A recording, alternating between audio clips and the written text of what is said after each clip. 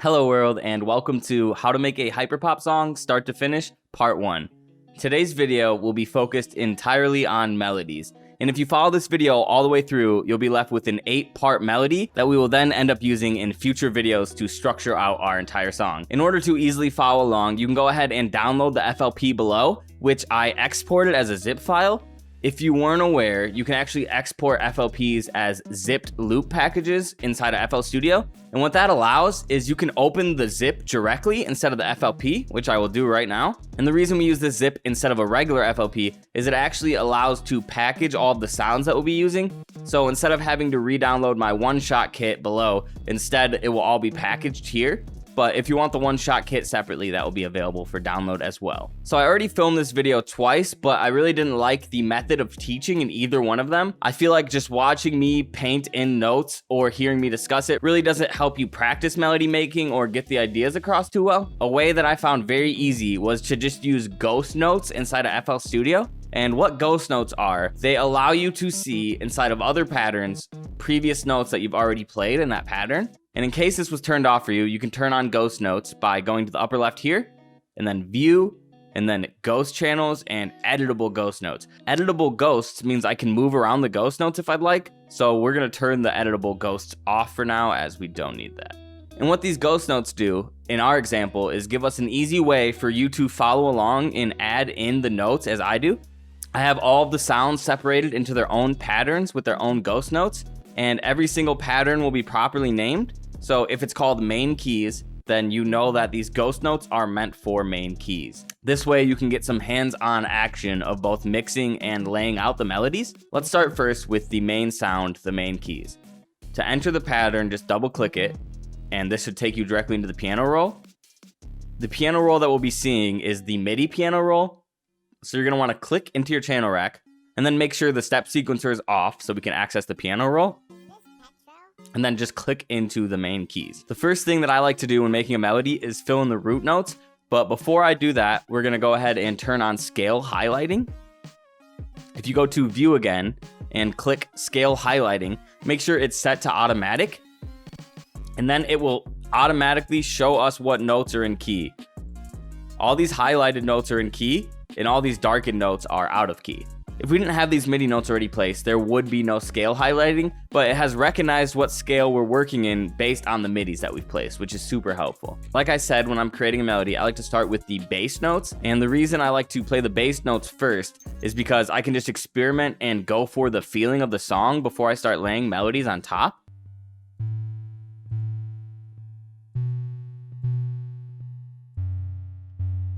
And just playing those notes on their own, I can already get that sense of melody. And to add to that melody, I just added an arpeggiation. This isn't a perfect arpeggio, as a perfect arp plays the chords either ascending or descending. But this back and forth style of arpeggiation is something that I find really awesome in hyperpop music. So we're gonna go ahead and fill in the arpeggiated notes.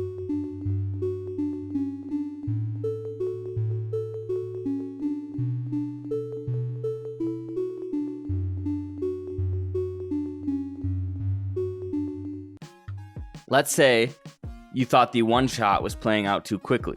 The easiest way to change the envelope of the one shot is to head into the sampler.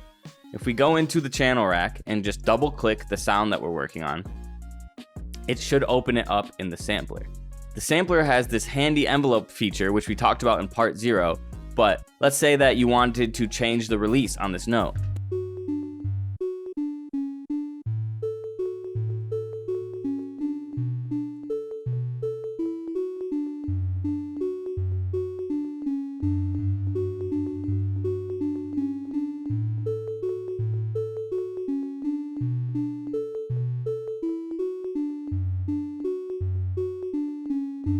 And that would take away some of that reverb or pluckiness, or let's say you wanted to add that back in, you could adjust the release and the suspend.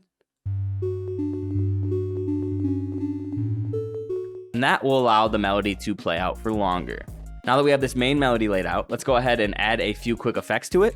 In part 0, we gave each one of these melodies their own spot in the mixer, and we routed them all to a bus. If you want to learn more about routing in FL or navigation in general, you can watch part 0, which really breaks down how to use and navigate FL Studio. But if you already have the zip file downloaded, then just know that sound 1 is set to main keys in mixer track 1, and that's where we'll be adding the effects. Let's start with, of course, a simple parametric EQ. So for certain parts of the song, we're gonna want this low end here, but for a majority of the song, we're gonna want the low end cut out of most melodies. And the easiest way to do that is to just throw a parametric EQ on the mixer and then change the order to steep 8. And this gives you a tighter curve to the slope itself, which allows you to cut off more sharp frequencies. And we're gonna take everything in the bass area and cut it out. And then we're gonna create a automation so that this low end only gets cut out when we tell it to. And for now, we'll just have that off completely. And to create an automation of any effect inside of FL Studio, all you have to do is right click the sound and create automation clip. And what we did with this automation clip here is we just took these 2 points and dragged them to 0. So now that EQ will be off. And we'll go ahead and make sure that EQ turns on when the 808 hits, but for now we'll leave that off. Another thing that we can add to fill out the sound is a Fruity Blood overdrive.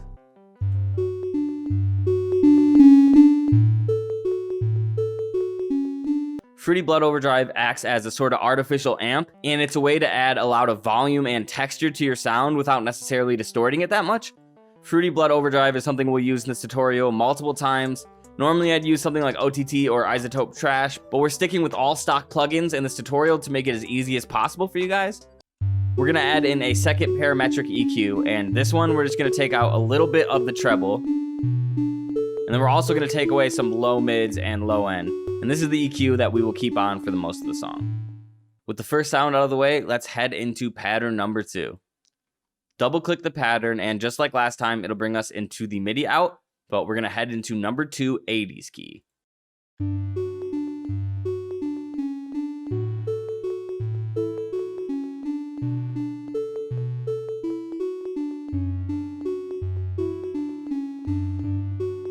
And you can see how when I wrote this melody, I had these scale highlighting to go off of, so it was really easy for me to tell if I was in key or not.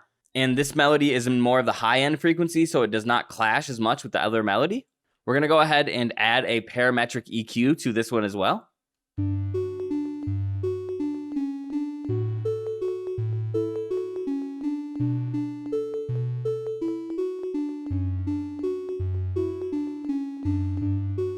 We can also go ahead and throw a Fruity Flanges on it.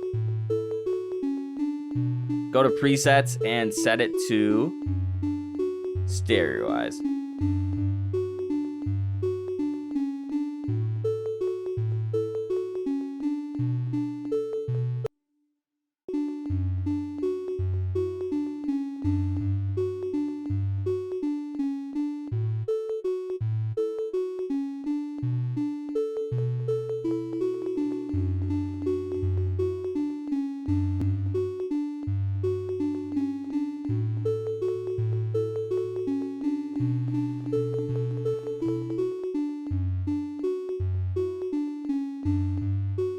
The way that we're using ghost notes in this video is more just to guide you to help type the same melody as me, but in a regular use case, it's extremely helpful for layering.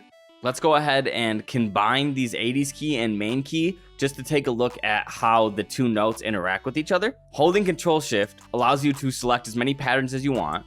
So I'm just gonna select these 2, and if we press Control M or go to Edit, Merge Similar Patterns, then it will combine them into one pattern. And that's what we'll actually be doing in the very end to give ourselves this pattern, which gives us a much better idea of how these notes are playing off of each other.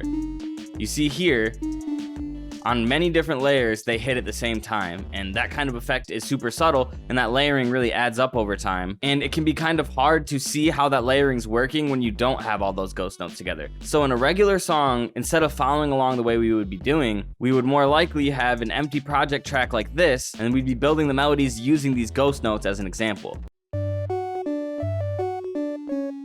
And just like that, we can follow a simple little melody and add to it. And that's how I would typically use the ghost notes in a regular use case. But for our use case, it's more just to guide you along as we play the notes. We are gonna skip verb buzz for now and go into sound number 4. Sound number 4 is one of my favorites of the entire track because it adds a ton of movement to the sound, and it is the one shot labeled digital ding. And if we were to have the actual ghost notes on for all the other patterns, we would see once again that this part here is beautifully layering the rest of the melodies. And that kind of layering is a lot more apparent when you're using actual ghost notes and you have multiple melodies in the same pattern, instead of this kind of ghost notes that I created just so you could follow along.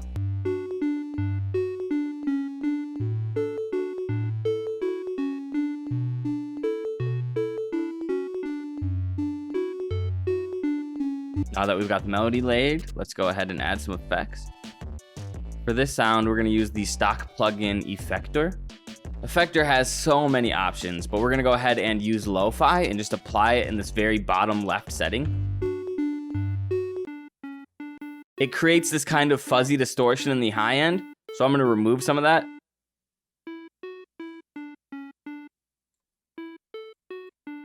And now regularly I would use OTT here to add some of that sound back as well as texture the sound. But since that's not a stock plugin, we'll just use something like Fruity Fast Distortion because it's stock and it'll at least add some thickness to the sound.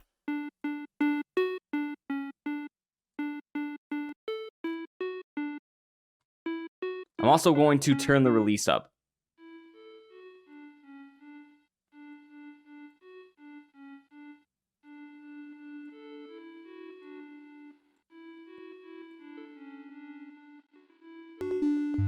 I turned the effector down a little and added some more to the EQ. And that should be about good to go. When adding melodies, you want the frequencies to clash as little as possible. In this song, I used a pretty large amount of high end. This pluck is also in the high end, though I would say this is closer to treble and very high as opposed to like high mids. So it doesn't necessarily argue with as many of the other frequencies. But regardless, we're going to take some of the high and high mids out once we EQ this sound, and we'll go ahead and do that in just a second. First, let's lay out the melody.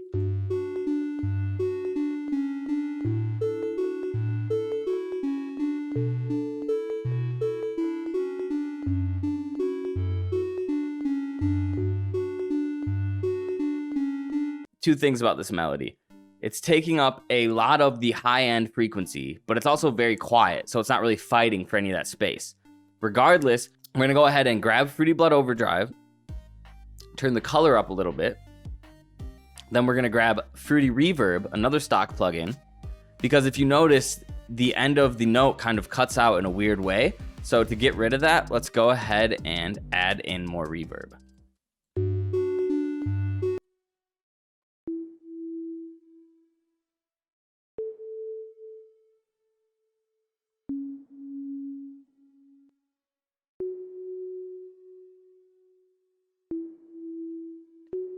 I'm also going to change the attack on the envelope so it's more plucky. Much better. This melody will end up taking more of the low, mid, and mid range. So when we do an EQ on it, we can take away everything that's not in that low, mid, and mid range. And also we can lower a little bit the low, mid so it doesn't overpower that area. Something you can do while we're making these melodies as well is to solo them out together to just see how those two melodies sound side by side. Because in the final product, all of these sounds aren't going to be played at once. They're actually going to be used to structure the song, and more than likely only 3 or 4 of them will be playing at once. So it's always nice to take away melodies and bring them back in various different orders and patterns to just experiment and help yourself think of the structure of the song in the future. With that out of the way, we're going to head into our first official counter melody. This is the saw fuzz. This sound exists very much in the high or high mid range, and this counter melody plays really well off the main melody of the song.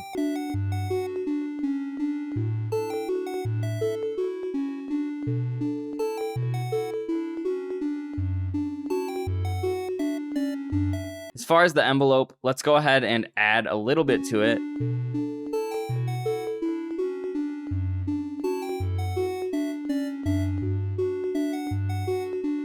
Then let's go ahead and adjust the volume. Take away all the low end as well. And do a little bit of cut of the stuff above 12,000 hertz.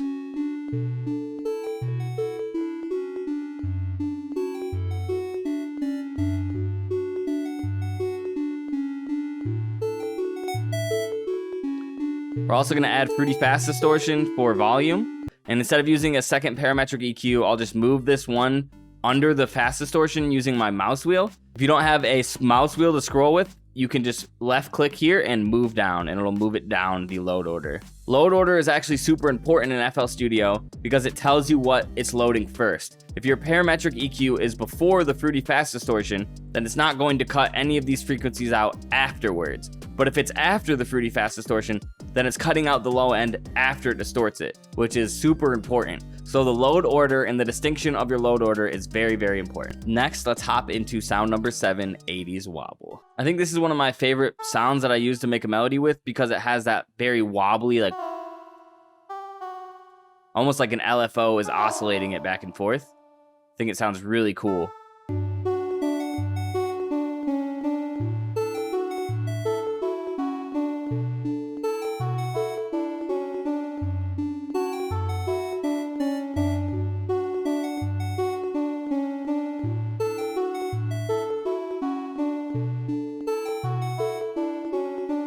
I'm going to add a delay too to the 80s wobble.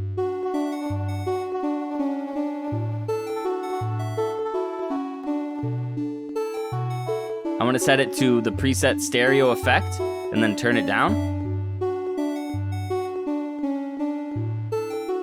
Then I'm going to turn down the whole effect and make sure the parametric EQ is after the delay.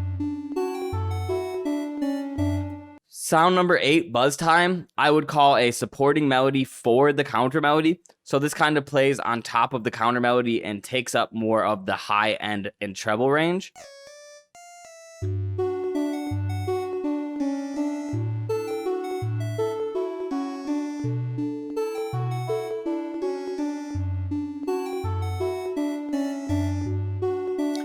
I think these might be the most important counter melodies in the song, at least for playing off of the main counter melodies in the chorus. I think without these, the main counter melody doesn't sound as good. We can kind of tell that if we listen to both of them at once.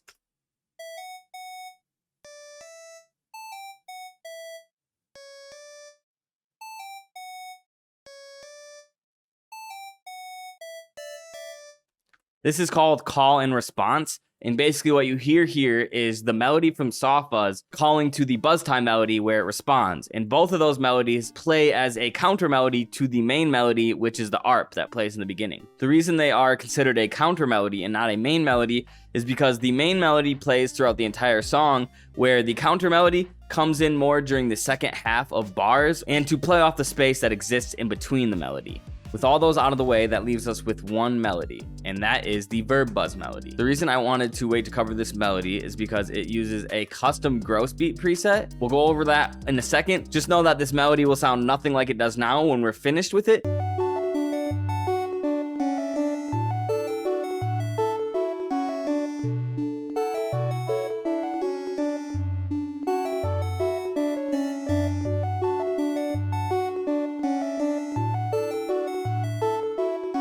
That is nothing how it will sound in the final beat, and you'll see what I mean in just a second. So if you head on into the mixer for verb buzz, you can add in a gross beat, which is another stock FL plugin like I mentioned. Then if we go to presets, there should be a gross beat preset that is a custom preset. If that did not come in your zip for some reason, I'll show you how to create it real quick, but let me show you how it sounds with it playing first.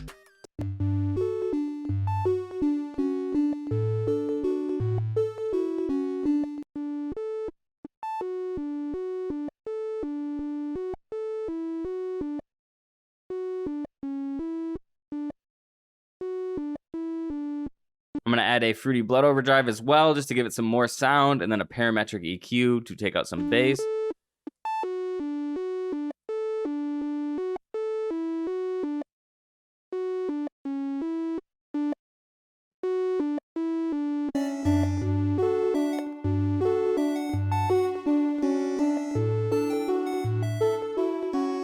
And there we go, an 8-part melody, which we will use in the next videos to structure an entire song from.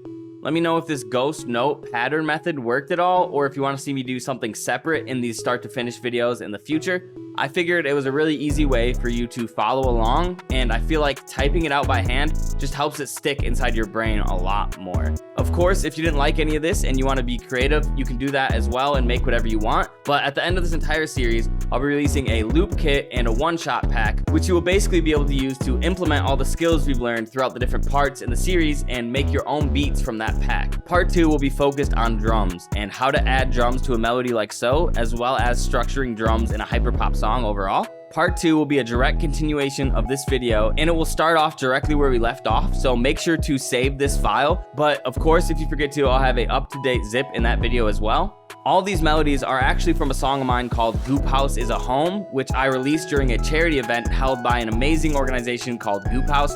You can go ahead and check that song out here if you would like. All profits generated by Goop House go to charity, and it's always such a pleasure to be able to make music for them. If you want more tutorials on vocals and beat making, go ahead and check out my channel, the link's below. I have playlists for both tutorials as well as just beats if you want to buy any beats from me. With all that being said, thank you guys so much for watching. I hope this video helped, and stay tuned for part 2. So much love and peace.